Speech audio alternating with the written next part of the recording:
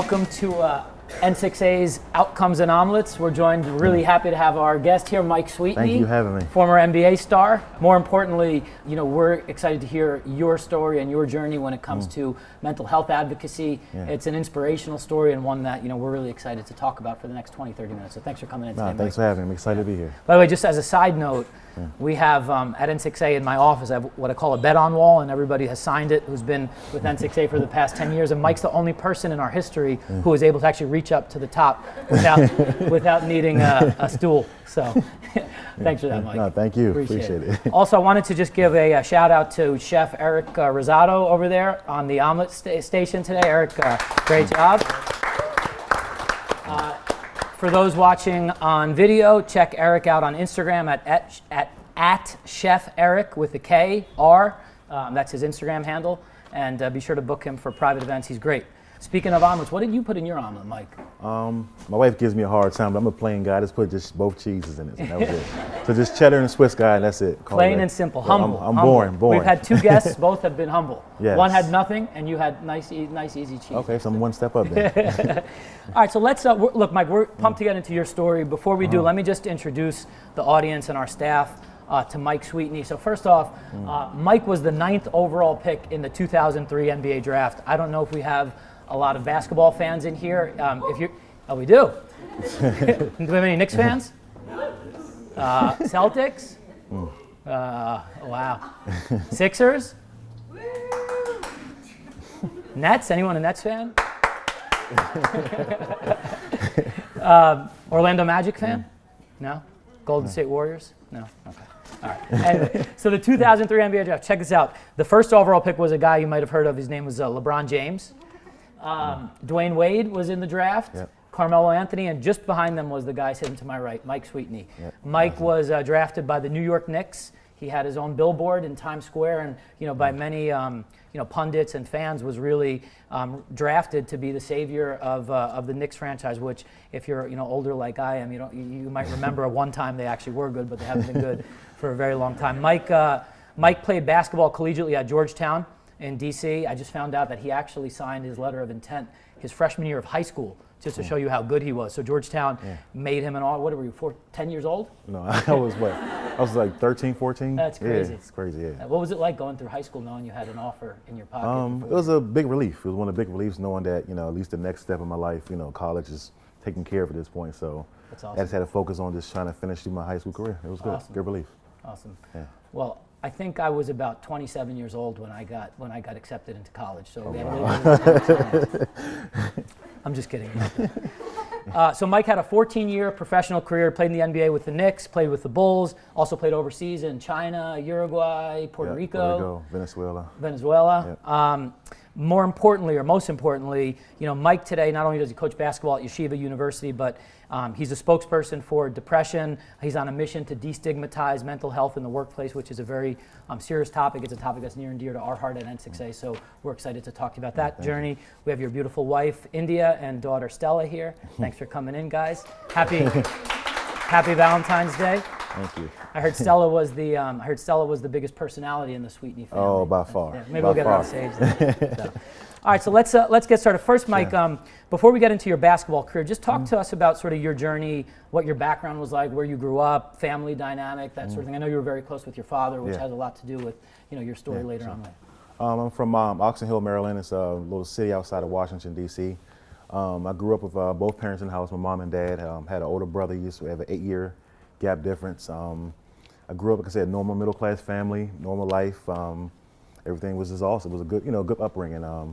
I started playing basketball at like 9 years old, and so pretty much school and basketball was like my life growing up and spending time with family. So that was pretty much my background in life growing up. Awesome. What does your brother do nowadays? My brother, he just just does any kind of work he can get into. He just trying to fit in what he can. And you grew up in the D.C., Maryland area? Yeah, so like where we grew up, it's kind of weird where it's like we're in Oxon Hill, Maryland. And it takes us like 5 to 10 minutes to get to Northern Virginia, and it takes us about 15 minutes to get to Washington, D.C., so it's kind of all connected in some way. That's also prime ground for basketball recruits. Yes, Kevin Durant's from there, I think. Yes, Kevin Durant, Michael Beasley. Carmelo? Carmelo's kind of Baltimore, but we'll claim him. Yeah, we'll claim him. Yeah, we'll claim him. But most importantly, we'll claim Mike Sweetney. Yes. That's the most important one. So talk to us a little bit about your pre-NBA career. Let's get into your career. What was you went to Georgetown. What was the experience like at Georgetown? I remember, we're the same age. We're only a few months apart. And I remember at Georgetown, you were a national, figure and on the national radar when it came to basketball and recruits. What was it like having that spotlight on you? Georgetown, great basketball tradition, and you were kind of recruited to bring it back. What was that like? It was probably a great experience because being from the Washington D.C. area and able, I watched Georgetown growing up, so being able to go there and as a freshman and be a starter was a dream come true. And my freshman year we made it to the Sweet 16, so being able to play on that huge stage, and it was probably one of the best experiences of my life, and I learned a lot like on and off the court. So it was a great experience. Did you play Maryland? Was that Maryland? Yes, we lost it. Remind me, but Sorry about that. I was just watching that game 2 nights ago on YouTube, and then I was telling my wife how I'm like I know it's a long time ago, but me going back, some things I could have changed. We could have won the tournament, but just me wishful thinking. Was it a close game? We lost by like 7, but okay. I looked at a lot of things I could have did differently that would help us win the game. But I was a freshman; it was a learning experience. What seed were you? We were the 10th seed, and they were the 3rd seed. Okay. Oh, so you won the first round game? Yeah, we won. We won the Sweet 16. Okay. So we won the first 2 games, and then we matched up against them. Okay. Yeah, so it was a great experience. Awesome. Yeah. All right. So now, you were at Georgetown for 2 years? 3 years. 3 years. Yeah, and then you left early to go to the NBA. Yeah. All right. You were the 9th overall draft pick in the 2003 NBA draft, which was one of the best classes in NBA history with LeBron and everyone we talked about earlier, Dwayne Wade and Carmelo. So first off, what was that like? I mean, just talk to us about the experience of getting drafted. I would imagine it's a lifelong dream, overnight success and stardom. What is that like? It was I tell people this story and they kind of laugh at me when I tell it. It's like, the draft night was like probably so many mixed emotions where it was like the greatest moment of my life. It was like a moment like, oh my God, I can't believe this happened to me because, I can say it now and I'm older, I don't care, but I didn't want to go to the Knicks. I had a I had a promise from Washington they were going to take me at 10, and I knew Seattle was going to take me at 13. So I kind of wanted to come back home and play. And so when the Knicks took me at 13, I was like, wow, my dream came true. But then I'm in New York, so it's one of those. There was so many mixed emotions. So I was I was excited watching my parents smile and cry and be excited, and walking across the stage, shaking David Stern's hand was a great experience. How come you don't want to come to the Knicks? Well, because I knew they had 5 people at my position already. So I kind of knew it would be a situation, it would be hard for me to play and a lot going on. So I was like, I didn't think they were going to draft me, to be honest with you. It just kind of shocked me right before the draft. So here's a little side story. The Knicks fans are known, or they're notorious for booing all their draft picks, right? Always. And Mike was one of the only people in Knicks history who actually got cheered. If you go on YouTube and type in the 2003 NBA draft, you see he got a standing ovation, just to show you how. Yeah, because when they called my name, I'm like, what's going to happen? They started cheering. I was like, wow, okay, this is a good start. Maybe you don't like New York. Maybe you don't hate New York so it's a good much start. But it was a good start that I actually got cheered, and because they can say they boo every draft pick, no matter good or bad. This is just a ritual. They just drew. So whatever happened. I don't know if they told him, hey, this year, just give him a chance. I don't know, but whatever it was, for them cheering made me feel a lot better. Yeah, and obviously, look, the NBA experience has shaped much of your life and your journey, especially when it comes to advocacy on depression and mental health. So how did you handle the NBA experience? I mean, what was it like? I mean, we had some conversations before over the past couple of weeks, and I know, just in terms of who you're surrounding yourself with, and you're met with instant stardom, with money, basically overnight. Like, what is that whole experience like? It's a lot. You develop a lot of new family and friends, cousins, all of a sudden start coming around. So it's a lot to entail where there's just so much being brought on you, and you also got to figure out how to focus on basketball in your personal life. So it's a hard balance, especially as somebody 20 years old. It's a hard balance. But once my second year kicked in, I started to get a hang of it a little bit, how to balance the thing, start saying no to people and things like that. But it's a lot of people, pulling at you, want this from you, want money, want you to, do this for them. It's a lot, they're coming at you. So it's not only just on the court. Off the court is the hardest more than on the court, because on the court is like your safe haven where you can kind of just release and just enjoy what you do. Yeah. So then you go from the Knicks to Chicago, you get traded to Chicago. Yeah. Now, your father, I know, had passed away. Was that when you were in New York? Or it was right before my rookie season started, so it was before the draft? No, after the draft. Okay. So he was at the draft, and then like a week before the season started, he passed away. And so he never got a chance to see you Never play? got a chance to see me play, no. Oh Yeah. man, that must have been difficult. Yeah, it was probably one of the hardest things ever to, go through, for sure. So then talk to us now about, so you go from New York to Chicago, Mm-hmm. and then you begin to start to suffer from depression and some of those issues. Can you talk to us just about a little bit about that experience and how you dealt with that and what some of the adversity was that you had to go through at a really young age? Yeah, so it was, actually the depression started when I was with the Knicks. It started here. I went from, thinking I was going to, doing what I was supposed to do in summer league, and they thinking I thought I was going to be the starter. Like some of my teammates thought that I played well enough in summer league and training camp that I would be the starter. And I had some news where my coach told me that, hey, he pulled me to the office right before the season and said, you're not going to play. So I'm thinking like maybe he's saying like, not going to play is not get many minutes. But he meant like not play where I'm going to be in a suit behind the bench. Oh, wow. No chance at all. So I felt, and that was one of the things that it destroyed me. I felt like all the hard work I put in, after losing my father, thinking that using the basketball was going to be like my stress reliever, my outlet, it became not my outlet. And I started really getting depressed where, going to work wasn't fun. Going to work wasn't fun. I didn't have my father to pick up the phone and call and the person that I would talk to. So that's when the depression really started because I didn't have any outlets and, trying to, be two people where I'm smiling in person. Everything is okay out to the public behind closed doors. Girlfriend at the time, but wife now, she saw everything that I went through behind closed doors with the struggle of me just like suffering. Wow. So. Let me ask you a question about how did the NBA handle that?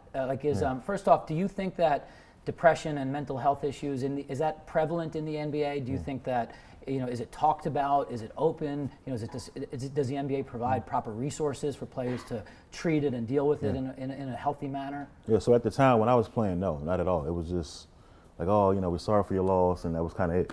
Was no like, hey, do you need anybody to talk to? I didn't really get any of that. So it was kind of like heal on your own type of thing. Right. But now, it's starting to change where you got, your superstars coming out, Kevin Love, DeMar DeRozan, Kyrie Irving recently mentioned some stuff. So now the conversation's starting to, happen and the stigma's starting to change. They realize like, wow, it's something we really have to, get on track with. So now they're starting to get on the ball and really feel like this is something we have to do, to save our product and save our guys. So hopefully they can really take it seriously because, lives are at stake.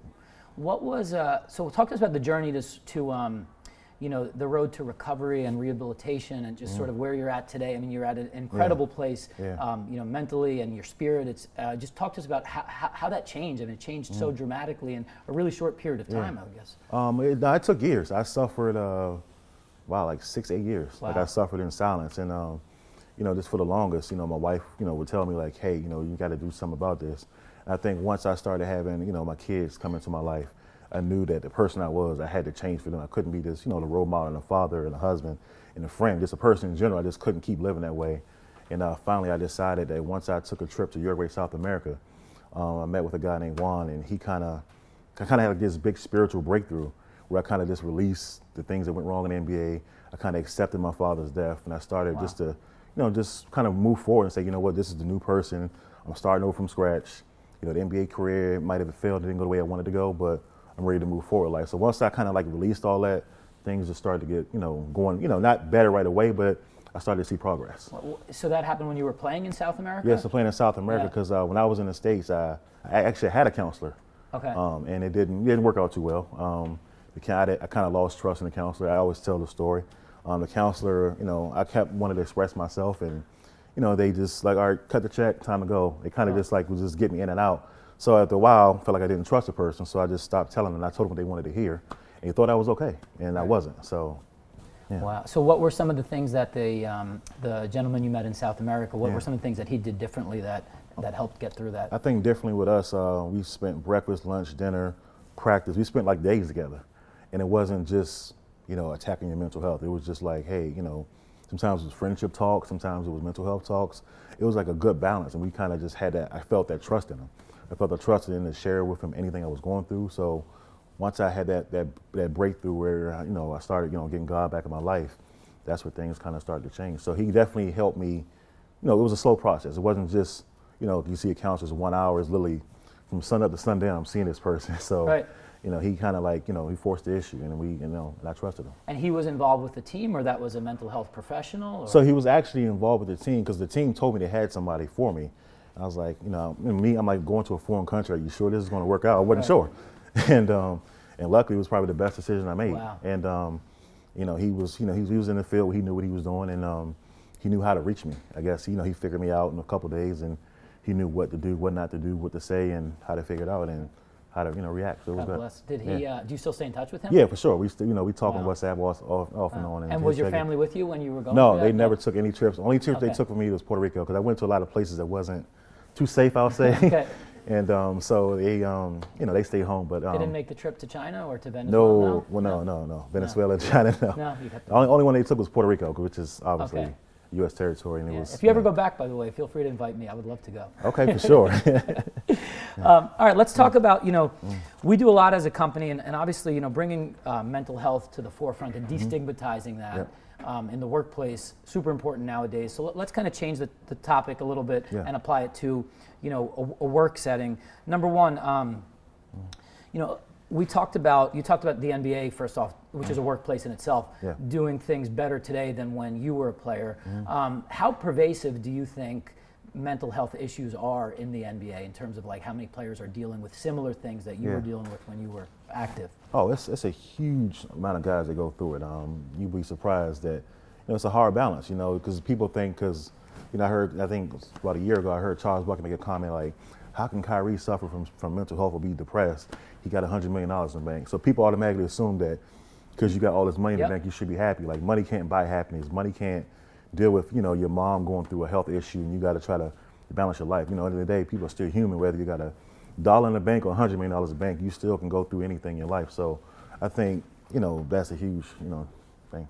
Well, it's funny, Mike, I don't mean to speak for you, but that's one of the things that, I really admire about you in our conversations is that, I grew up as such a big sports fan, and you were living the dream of every kid, having multi-million-dollar contract, playing in the NBA, 21 years old? Yes, 21, yeah. Couldn't even drink yet, I think. Yeah, when you no. got drafted, right? And he's on the billboards in Times Square, and now, what is it now, 17 years later? Yep, 17. And you are so much, it seems like you're so much happier and so much better place today with much less around you than you were with all the glitz and glamour around you. Oh, back then. for sure. So when I tell people, when I do public speaking, and I tell people the exact thing you said, like, at this point in my life, I'm happier now than I played in the NBA.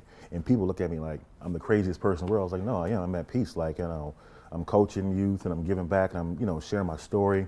I said, me just getting a text message or a message from somebody say, thank you for sharing. You changed my life. You saved my life.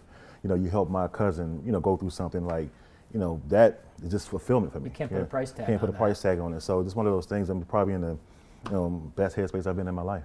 So what's your mission now? What's your sort of mission and purpose that you feel in your life nowadays? To keep inspiring people, to keep, hopefully like what I went through, to show that, hey, no matter where you are in life, highs or lows, that, we all suffer, and hopefully I can just share the story. Like, hopefully my story can change lives. Like, if you're going through something, try to get help, try to talk to somebody, because it's going to be a snowball effect. If you try to say, I'm going to be okay, and try to fight through it on your own, it's never going to get better. And I always try to share with people, like, whatever you're going through in life, please, if you don't have to run to a counselor, it could be a loved one, you're a priest or whatever it is you're comfortable with, just sharing and just trying to open up and talk. Once you start, releasing that dialogue, and I think you start to feel more better about yourself and knowing that you're not the only one. There's so many people that go through moments. It might not get too extreme where it's, suicidal, but people have moments that get depressed for a couple of days or months or years, whatever it may be. We all have our moments in life where we're vulnerable. So we're all human. And we're talking about the workplace again now. How do you think we can do a better job in the workplace of talking about mental health issues, bringing that to the forefront, talking about it more openly in the spirit of helping people, get through any issues that they might be struggling with as it applies to their job? That's a good question. So I've spoken at a few corporate events, and afterwards, always stay back after and take questions and talk to people privately one-on-one. And then you'll be so many huge executives. They'll come to me and expressing like how they suffer from depression or how they're going through such and such.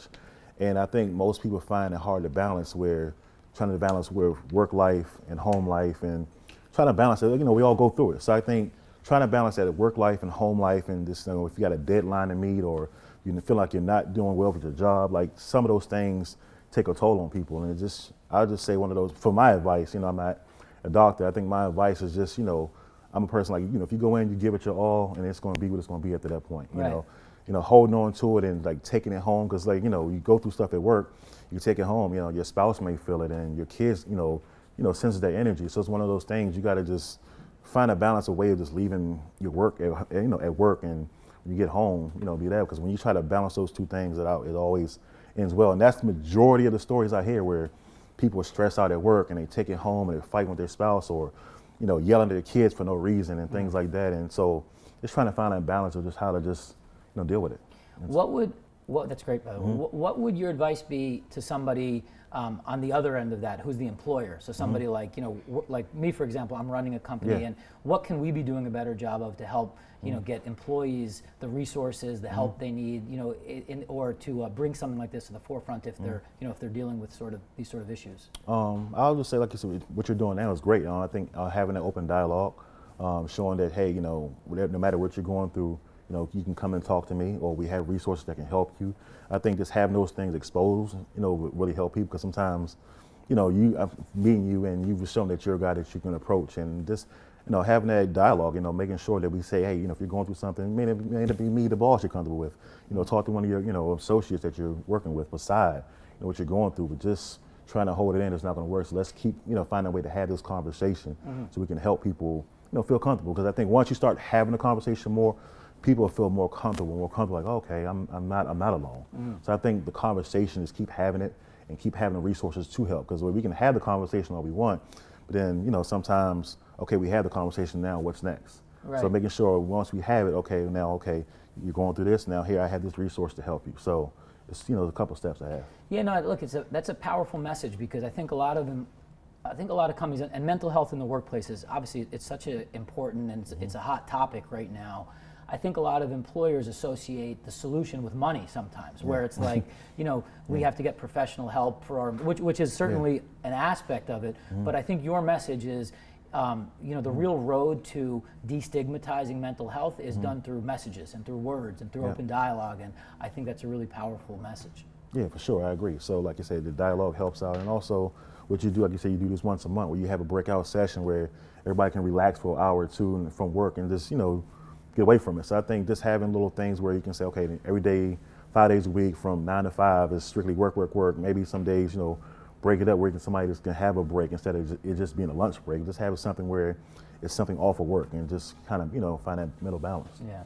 Hey, Mike, one thing I forgot to ask you earlier about, just in terms of your journey and your road to where you're at today, you had some really dark moments. Yes, for sure. What were some of the darkest in your mind looking back now? Wow.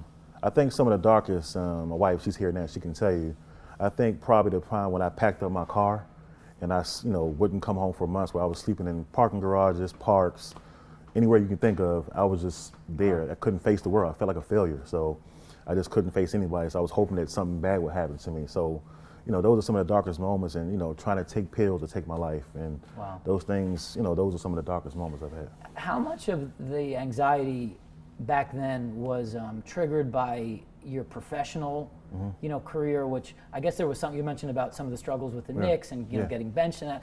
How much of it was associated with that? I know you're also dealing with your father, who passed away recently at the time. What were sort of the triggers in your mind? I think some of the triggers, obviously, like I said, there was no outlet for me. Basketball wasn't fun for me no more. Coming home, like I said, not having my father. And I think one of the biggest things was like the internet. Like if you Google my name, you saw so many like fat jokes, so many just bad things written about me. Some stuff wasn't true. Everywhere I went, people was asking me about my career. So it was like there was no outlet. Everywhere I went, I had to face it. And it was just one of those, the hardest things. Whereas now I'm at a place where somebody asks me a question, I can answer it. But back then I wasn't prepared to answer it, and I wasn't in a good mental space to answer it. So wherever I went, it was facing me that, my NBA career didn't turn out the way it's supposed to be. So that was some of the triggers right there. Wow. And you have a beautiful family today. So you have your youngest daughter Stella is right there. Yes. You have 2 boys also. Yes, 2 boys, Aiden and Grayson. Yeah. And you're coaching basketball for Yeshiva. So I'm coaching at Yeshiva, and I got the girls and boys varsity team at Ramah's upper school on the east side. What's that experience been like, giving back through basketball? Oh, it's been great. I just wrote on my my Instagram and Facebook page yesterday. My season just ended for my girls, and I never wanted to be a head coach. I wanted to say I'll just help out here and there. And I was kind of in a situation this year where the girls team coach that was supposed to coach, he like backed out last minute, and the school didn't have anybody. And I was kind of forced in a situation where I had to take the girls. No, they got him fired because they wanted you.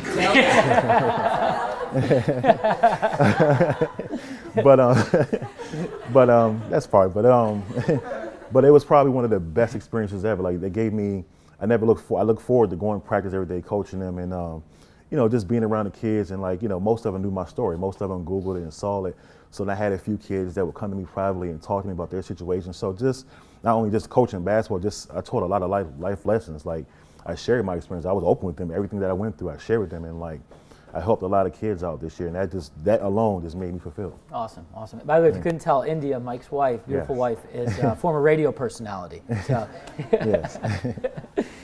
All right. Well, Mike, we have so we're going to do a couple things, and then we're going to open it up to questions from our staff. All right. The first thing is we do something called 6 in 60. So in 60 seconds, you got to answer 6 questions, rapid fire format. Oof, okay. I didn't prep you for these, so you don't know what's coming. All right. You got to answer them in Spanish too. Want to test out your Spanish speaking abilities. All right, a little bit. I know a little bit. No, that was a joke. Okay. You had me scared for a second. I was like, I should have mentioned that was a joke. And I'm usually the prankster, by the way, so you got me good on that one. What's the number one thing you can't travel without? Cell phone. Cell phone. Yeah. Your favorite book of all time? Favorite book? Wow. I'm going to say Phil Jackson's book. Okay. Say that. Yeah. Awesome. Yeah. Guilty pleasure? Oh, candy. Candy. Yes. What kind? Sweet, sour? Sour? Starburst and Skittles. Starburst and Skittles. Yes. We have Skittles in our dispenser. Ooh, don't tell me that. What is your favorite day of the week and why? My favorite day of the week, I would probably say Sunday. Sunday. Sunday's a time where I can just spend time when everybody's home from school, everybody's home, we just family time. We can just kind of just disconnect and just relax. So Sunday. So we operate in the media business, so we have to ask you a media question. In your mind, what do you think has been the top story, headline story so far this year in 2020? I think everybody knows the answer to that one. Yeah, you're not allowed to say the president. That's the one that's off limits. Oh, okay. All right. Top media story this year. Oh, wow. I would probably say, with sports or just in general? Anything. Wow. A lot of things I don't want to touch right now. So I'm looking at something right now on TV that I want to touch. I'll just say the Kevin Durant situation when he's going back and forth with Kendrick Perkins and with the media and him with the burner accounts. Okay. Yes. I don't want to get too political right now. I recently found out. Do you have any burner accounts? No, I just found out what one was. I didn't know what it was. Yeah, no. If you had the world's attention for 30 seconds, what would you say?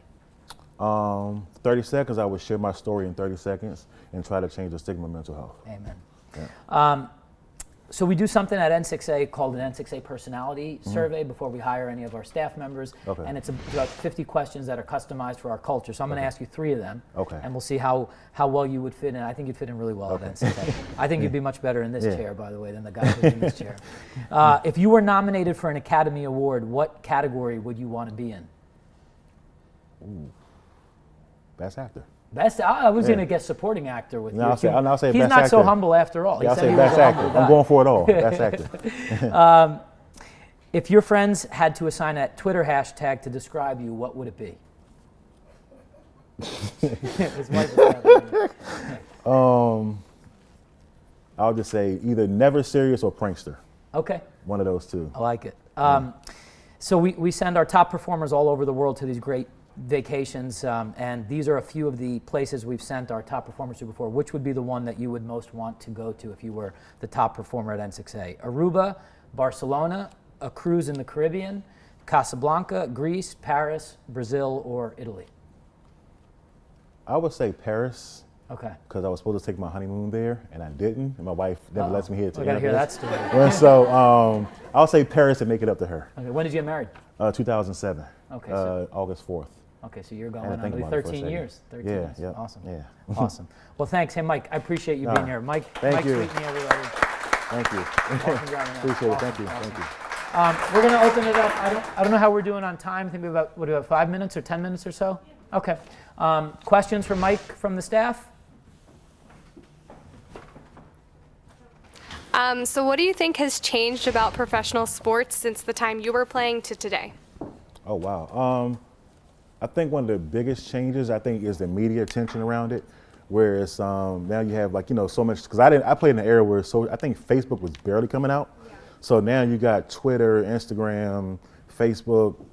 I mean, I don't even know, pretty much every, media outlet right there. So now, like, everything you do, every word you say, you have to watch. So, like, I've seen guys make a mistake where they might type a word and they didn't mean it that way. Next thing you know, it's turned into a whole media storm. So I think the biggest change I say is like social media, where, it can hurt you and it can help you. So I think social media is the biggest change I've seen. Yeah. A follow-up question to that. What are your thoughts on sports betting? Sports betting? I mean, it's a tricky situation. I think, I like it for the outsiders, but then it can get really tricky where, if an outsider may know somebody that's playing the sport, they can get inside information. So it's kind of like a fine line, but I mean, it's been going on for years. Now it's just legal. So, I mean, I'm with it. Did you have to deal with any of that when you were a player? No, luckily no. I mean, I saw the situation with the referee, Tim Donahue. Yeah, he was refereeing? Yeah. So it's crazy. I'm like, wow, you never know. So, but even I didn't see anything that made me wonder, like, wow, that's what. So he hit it well, by the way. If those of you who aren't familiar with that story, there was an NBA referee who turned out to be corrupt, and he was basically getting inside information on the outcomes to help tip the outcomes of these games, and I think he went to jail for a while. Yeah, he's in jail. Yeah, I think he's out now. I think he just got out. He just got out. Yeah. Other questions from the staff?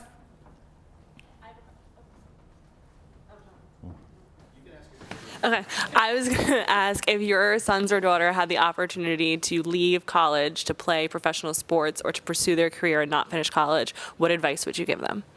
For me, because like me personally, I wanted to leave after my freshman year. I kind of had a chance, but I could have left after my freshman year. But my parents knew I wasn't ready for, the real world. So my advice, I don't know what kind of advice. I guess I have to know that my actual children at that point, because some, they may be ready to leave, and some I'm like, no, you're not ready for this yet. So I think it's more so just watching them as a child and see if they're ready for that lifestyle yet, because I know it's a hard life, and they may not be ready for it yet. So I guess just gauging where they are in life to see before I make the decision. Matt had asked a question before about the difference in resources that the NBA has now for mental health and for all aspects of a player's life. Have you had any conversations with the league about, or have they reached out to you to get your point of view, not just on the mental health issue, but I mean, you just mentioned Facebook, you mentioned leaving after freshman year, not leaving after freshman year, those kind of decisions these guys are faced with, and it's totally different. And I'm wondering if that would be something you'd be interested in, and if the league had reached out to you. That's a good question. When I first came out, like in 2014, I reached out to them for years, and they kind of ignored me, didn't want to touch the subject. Because obviously I wasn't a star player, I was in a low totem player, so they didn't really want to touch it. And as soon as the Kevin Loves and their star players coming out, they kind of just started, they wanted to rush and put in a program now. So I guess it's slowly coming together. It's not fully there yet. So, I would love to be a part, but it's one of those things that I've been trying. So I kind of just, I'm just waiting for my turn, obviously. But I know it's one of those things for years. They didn't want to touch it, but now they're forced to, so we'll see. Do you see the same thing with the NCAA, like at the collegiate level, that they're providing? Oh, for sure. College kids go through it, you would think, I look at the statistics show, like a college and high school kid, they go through more mental health issues than anybody in the world. And so for sure, that pressure they have to, fulfill with their schoolwork and being a, student athlete, and obviously not making, any money. And I remember I was in that situation too, where I can barely eat sometimes or pay for art supplies, whatever it could be. So it's definitely a struggle. So hopefully both the NCAA and the NBA and all professional sports will take it really seriously. So I think the NFL right now, they're like on the ball with it and taking it really seriously. So how do you feel about the topic of NCAA now? They're starting to change some of the rules around players being able to, I believe, profit off of endorsements of it. I mean, are you pro that movement? No, I'm with it, because I lived that college life, so I know, when there's days where you can say you can't even eat. So Wow. And I don't think it's going to really hurt them. There's nothing wrong with them, going and getting a radio spot for $5,000 or selling some tickets. It's not going to really hurt the NCAA's pockets at all. So I think for them to allow guys to, well, girls and guys, I'm sorry, sure, to go out there and just earn some type of income or something while they, because people don't know this too. Being a college athlete, it's impossible to work. Because you're in class all day. It's a full-time then job. It's a full-time job. Then you practice from the evening till 9, 10 o'clock at night. So unless you're going to work a night shift, which you're so exhausted to do, it's pretty much impossible to work to even get any income. Where most normal students, they can go to school during the day while we're practicing and doing study halls. Yeah. They're able to work and make an income. So we're not able to do that. So I think it's a good thing. Yeah, I think, show of hands, we have some former NCAA athletes. Aaron Anyone else? No? Perry? John Hanaway, what are you on the bowling team, weren't you? No? Were you on the bowling team? No. It was chess. Oh, chess.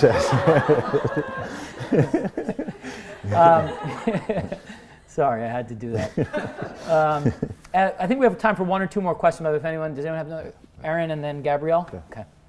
How do you think your coworkers at your time, your teammates could have helped you get through your situation? Wow, that's a good question.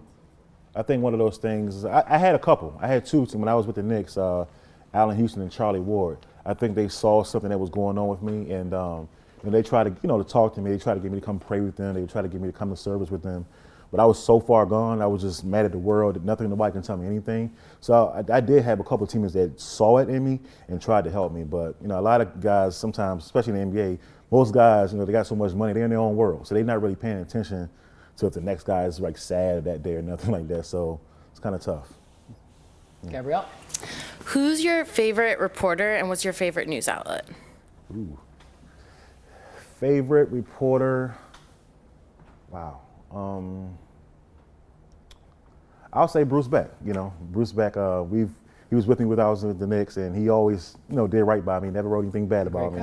And we just reconnected a couple weeks ago. He did a story on me at the YU at Yeshiva University. I'm sorry, and he aired it on Channel 4 last week. Yeah, last week, and it's still the same guy. He's still a great guy. He's a great stand-up guy, great person, great at his job. So I think he's probably my favorite. And my favorite news outlet. Far as TV or internet? Oh, I guess I'll say ESPN. ESPN is pretty much what I watch a lot and read up on. So yeah. So you don't have to be a sports fan, do you? Huh? You're not a sports fan. No. All right. Do we have any other questions for Mike? Okay, Paige and then Justine. Okay. Who's your favorite basketball player before? Right, growing up? Yeah. Growing up, I was a Shaquille O'Neal and Michael Jordan fan. Those are like my favorites growing up. Also, Mike and I were talking before we got started, and he got traded from the Knicks to Chicago and got a chance to meet Michael Jordan, right? Yes, I got a chance to meet him. It was like one of the moments where I was like starstruck and couldn't believe it was him, and I was like, I went from this tall to feeling like I was that tall, but he was great. It was a great experience to meet him. Yeah. Paige? I guess I want to know your best advice for helping someone who doesn't necessarily want to help themselves. Wow, it's a good question. For me, just being honest, I think for me, it took for me to want to help myself. For years, my wife was telling me like, hey, you should do something. And I knew I was supposed to do it, but it took for me to say, hey, you know what, I'm going to make this change. So a lot of times you could have their support system, but at some point, I don't want to compare it to, it's almost like, having a person that's like on, alcoholism or a drug addict. At some point, people can put you in rehab all they want, but you still have to stay there and put in the work. So it's really going to take for a lot of self-accountability for you to say, you know what, I'm going to make this change. I'm going to make this work for myself. So that's what I had to do. So I think it's a lot of, self-effort pretty much it takes. Any other questions for Mike? No? We got everyone in? Good.